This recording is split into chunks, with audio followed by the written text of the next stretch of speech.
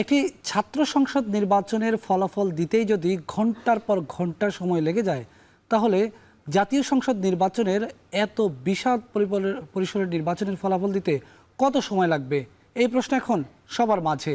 দর্শক, আজকের ভোটে টেনে আলোচনা করব নির্বাচনের ব্যবস্থাপনা নিয়ে। এই পর্বের শুরুতেই আমরা একটি গ্রাফ দেখে নিতে চাই, যেই গ্রাফে আমরা তুলনা করব ডাকসু, জাকসু এবং জাতীয় নির্বাচনের তুলনামূলক চিত্র। সেখানে আমরা একটু দেখে নিতে চাই যে আসলে কোন নির্বাচনের কেমন ব্যবস্থাপনা।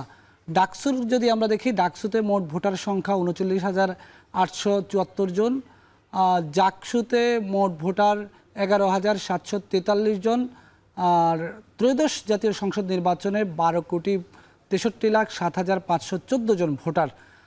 ডাকসুতে ভোট কেন্দ্র 8টি, জাকসুতে 21টি, ডাকসুতে পদের সংখ্যা মাত্র 28টি, জাকসুতে পদের সংখ্যা 25টি।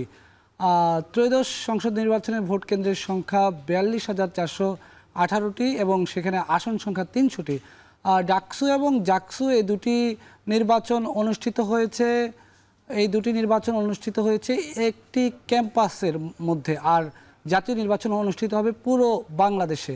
ডাকসু নির্বাচনের ফলাফল দিতে সময় লেগে গেছে প্রায় 16.5 ঘন্টা, জাকসু নির্বাচনের ফলাফল দিতে সময় লেগেছে 45 থেকে 48 ঘন্টা।